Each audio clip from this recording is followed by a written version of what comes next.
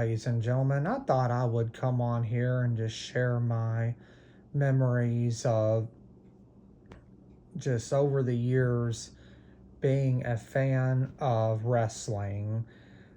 Now, my journey of being a fan of wrestling goes back over 25 years ago to the time when the Monday Night Wars was going on and the Attitude Era was going on.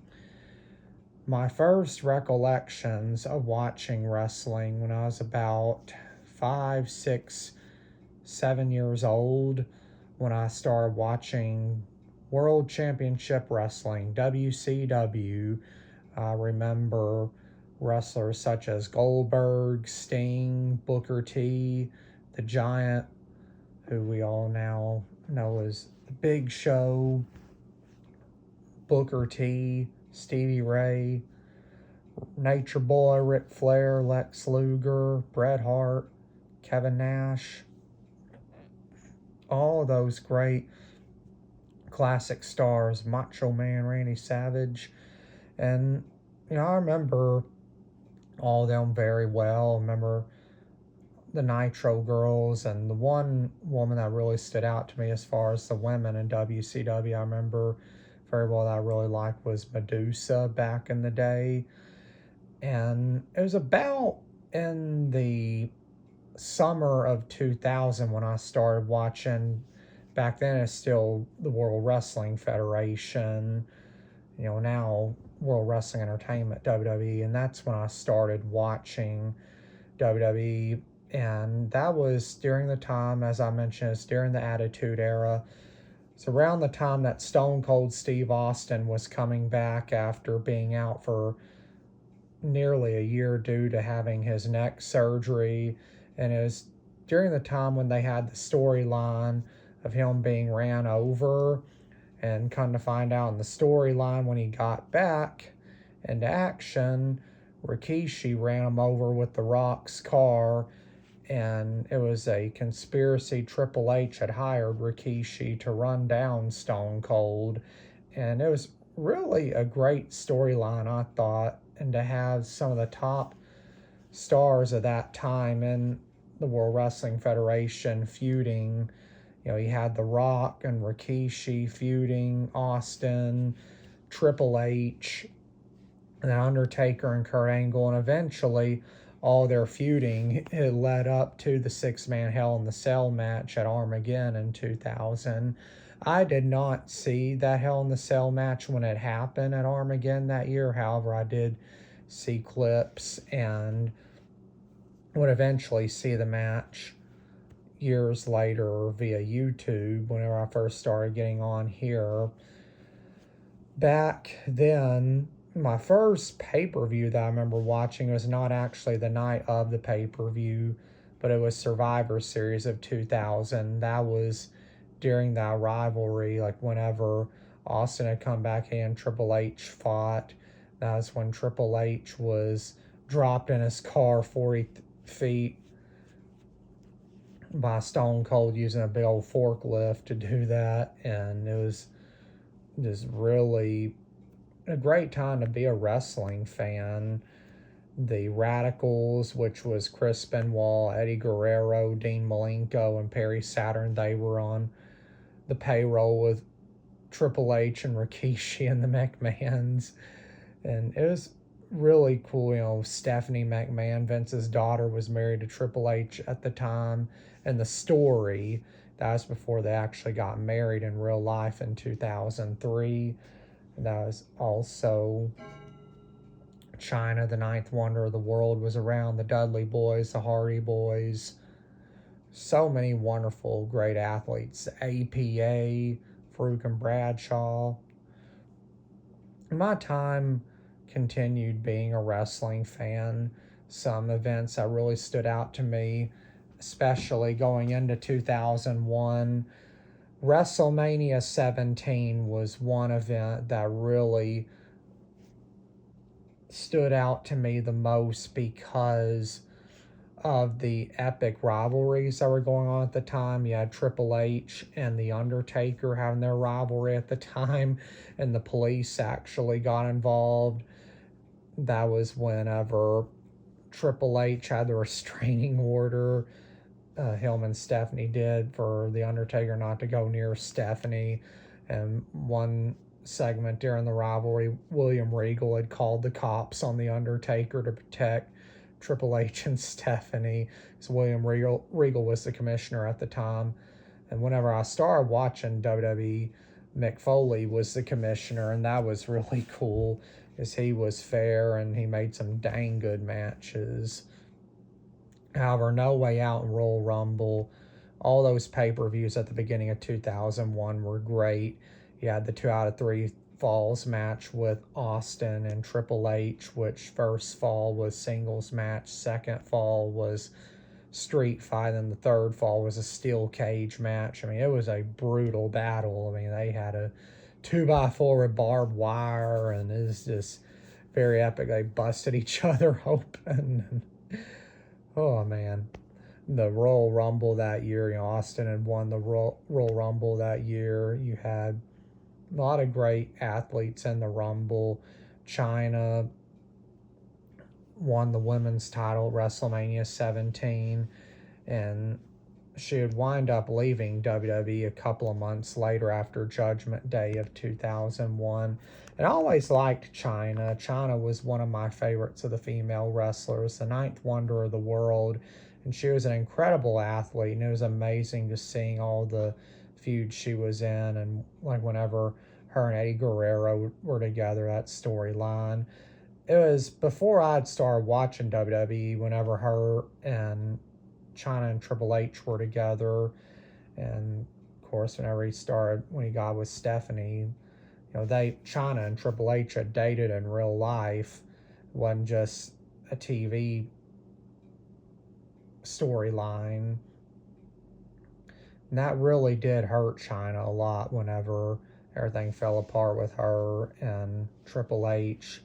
And it was very sad. Whenever, over the years, many of the great wrestlers, many of who I enjoyed watching as a kid, and my mom and other family members and friends enjoyed watching when they were younger back in the day, many of them have passed away. And, one of them that really did hit me was Chyna. I mean, I really hated when she passed. And it was just so sad because of how her life just really spiraled out of control, and just a lot of the problems that she faced behind the scenes, dealing with drug addiction and just all the other problems she had. I mean, it was very heartbreaking for someone who was very talented, and it's just so tragic when she passed back in 2016.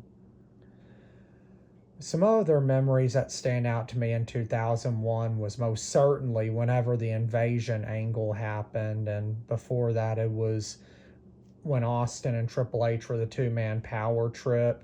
That was really something, because even though Austin was a bad guy for quite a while in 01, from the time that WrestleMania 17, whenever he invents a line, when he beat The Rock for the title, and then all the way through the Invasion angle and the Alliance being put out of a job in November that year when the Survivor Series winner-take-all match took place, I still liked Austin, even when they had him doing the villainous role as the leader of the Alliance and him being a part of the two-man power trip. Because Austin is one of those individuals who, he, even as a bad guy, is still very entertaining. It is always great to watch him and The Rock feud. I always liked The Rock as well. And Kane and The Undertaker, the Brothers of Destruction, they were always a good team to watch, and they were always very entertaining. And the Hardy Boys, Dudley Boys, Edge and Christian, when they had their TLC match at WrestleMania 17, that was most certainly one of the best matches of that pay-per-view. Then you had the the Dudley Boys had Spike Dudley interfere in the match, and then the Hardy Boys, Lita, interfered to help them out, and then Edge and Christian had the Rhino interfere to help them out, and Edge and Christian wound up winning the match with the Rhino's help. And the Rhino, he had been in ECW, and man, it was so cool to watch him gore people. Especially, I remember when him and Chris Jericho were feuding during the time when the Alliance was around. It was close to the time of SummerSlam, and Rhino gored Chris Jericho through the SmackDown screen. Back then, the original SmackDown entranceway was like an oval shape, and you had the screen in the center of it. Excuse me. And that was where Rhino and gored Chris Jericho into, was the screen there. And that was shortly after whenever they changed the Titantron set for SmackDown. I always liked that old classic SmackDown set. But yeah, 2001 was great, and it's all through the Invasion angle. We had Kurt Angle, he was around that time. And what was really cool with Angle is his character was pretty cool, how his personality was. Plus, with Kurt Angle having been in the Olympics, he could really wrestle. He actually did win gold medals in wrestling at the 1996 Olympics for Team USA in Atlanta. I mean, that was the year whenever the bombing took place at the Olympics, and it was quite the year for the Olympics. But going into 2002, things definitely really changed after WCW and ECW was purchased by Vince. And I remember it was in February of 2002, I was able to go to a live WWE event for the first time. I remember it was myself, my dad, my Uncle James, and our friends Shell and Ronald and Brent, who all went. And man, was it a good time. We wore our voices out. Like during that time, Stone Cold was the what chant. So we were saying what a lot through the event that night. Even go to the arena, it's like, what? What? Oh man, I remember that next morning, my voice was so wore out, and I actually had to perform with my class. We were performing in the Black History Assembly the next day at school. Oh man, I don't think my music teacher at the time, Ruth Hooper, was too happy with me having worn my voice out at the event. However, I did manage to make it through that performance at the Black History Assembly that next day after attending SmackDown. But it was really cool to see what it's like attending a live wrestling event versus watching it on TV, and to see like some of like the house matches they would have. Shown on television, and to really see what it was like to be at a live wrestling event, to have signs, holding up signs, and to just really experience the vibe being at a live wrestling show. But things continued to change through 2002, and it was really cool when the NWO came in whenever Vince brought in the Poison, because he wanted to go after Ric Flair, because they were co-owners of the company at that time in the storyline. And it was really pretty neat how they had that rivalry going, and to see them bringing Hulk Hogan, Scott Hall, and Kevin Nash, and them going after The Rock and Stone Cold, and them feuding, that was just so hilarious. And then it wound up being that Hogan and Rock fought at WrestleMania 18, and then Austin and Hall fought at WrestleMania 18 as well. And it was really a great rivalry. The brand expansion did happen shortly thereafter, and things definitely changed whenever they did that, because what they did, for those of you who are not familiar, it was where they had the draft for the first time whenever they divided up the wrestlers between Raw and SmackDown. Since Vince had purchased WCW and ECW, WWE had to figure out a way to create rivalry, and the only way they could do that at that time was amongst themselves. The other major event that happened in 2002 that really made things change in the wrestling world, especially, was whenever WWF, World Wrestling Federation, became WWE, World Wrestling Entertainment. And that was on May the 5th, 2002.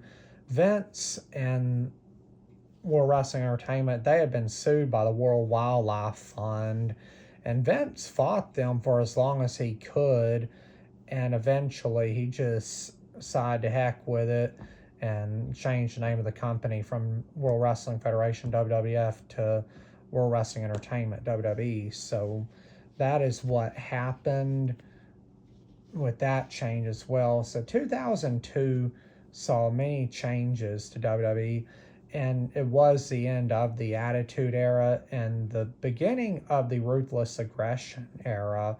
And I did watch some through a lot of the Ruthless Aggression Era. I mean, for a while, I didn't really watch for a while. I'd sort of gotten out of wrestling.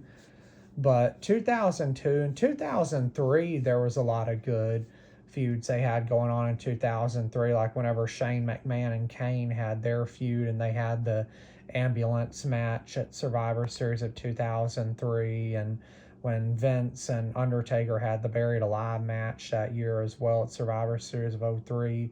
There were some different events that occurred in 2003 that was really entertaining. But I watched some in 2004 and 2005, but I really didn't pick back up with it until around 2006. It was whenever DX and the McMahons were feuding. I remember that very well, and that wound up escalating to the Hell in the Cell at Unforgiven 2006, and it was a very brutal battle between the McMahons and Big Show against DX, and DX just whooped the tar out of the McMahons, and McMahons and Big Show gave them a good beating and all. I mean, they all got busted up pretty good. And the Hell in the Cell match is a very brutal match for those of you who are not familiar with the Hell in the Cell. What it is it's this big old cage that goes around the ring. It does not go like exactly on the ring like a steel cage does for a steel cage match. In a Hell in the Cell match, you can still get outside the ring and still be in the cell, and there's a roof on it as well. Whereas for your cage matches, your cages don't usually have a roof on them, because with a cage match, you can usually, one of the ways to win the match is to escape over the top to get out of the cage to win a cage match, or through the door, or pinfall, or submission. Some cage matches, it is strictly you have to escape from the cage over the top. But with the Hell in the Cell match, even if you bust out of the cell, the match is still going on, just like what has happened in many of the Hell in the Cell matches, such as with Mankind and The Undertaker back in 98, whenever Mankind was thrown off of the cell through the announce table, and then wound up getting thrown through the roof of the cell into the ring. The match was still going, but the rivalry there was great with DX and the McMahons in 2006, and there are some other great storylines from that time with Raw and SmackDown. One rivalry I really enjoyed was whenever Undertaker and Kane reunited as the Brothers of Destruction and were going against MVP and Mr. Kennedy. And then they had the matches at Armageddon, MVP and Kane in the Inferno match. And Mr. Kennedy and The Undertaker in the Last Ride match, where the Last Ride match, for those of you who are not familiar with that match, you actually had to beat your opponent senseless, throw them into the back of the hearse, yes, a hearse, and drive them out of the arena. And an Inferno match is where the ring is surrounded by fire and you have to set your opponent on fire.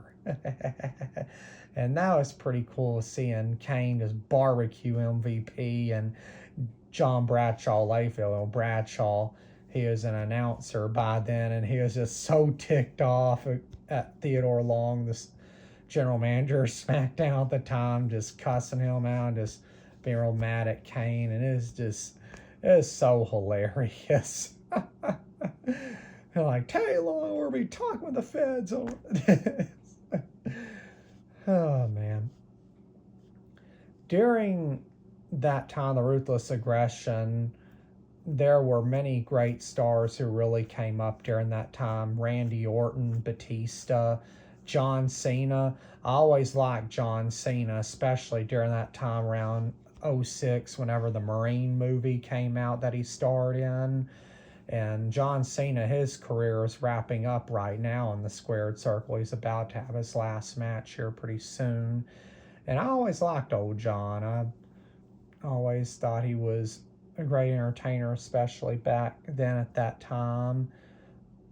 And Eddie Guerrero and Chris Benoit really made names for themselves as well during the Ruthless Aggression era. And what really brought an end to the Ruthless Aggression era was the death of both Chris Benoit and Eddie Guerrero. And Eddie Guerrero, he passed away back almost 20 years ago, and it was in 2005. And after that, Chris Benoit really went down, and sadly he died in 2007. He was doing a lot of the stunts and all that he did.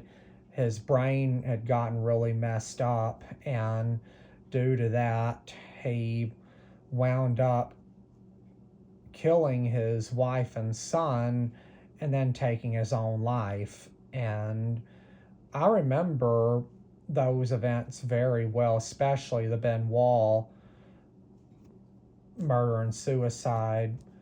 And that was really sad. I remember I was at summer camp that summer when that happened. Me and my friends, my best buddy Patrick at that time, we had just gotten in from rec that night. I don't remember where we went, but our house parent, one of them at the time, Jimmy Glover, he was watching Raw, and he told us that Chris Benoit had died and that his family, him, had been found dead. And I remember we sat down with them and watched the tribute they did for him on Monday Night Raw. And at that time we got in, there was the ladder match that Chris Jericho and Benoit had at the Royal Rumble of 2001. And that was a really good match, and I really liked that match when it took place. And it was really sad just over the next few days when we found out everything that had happened.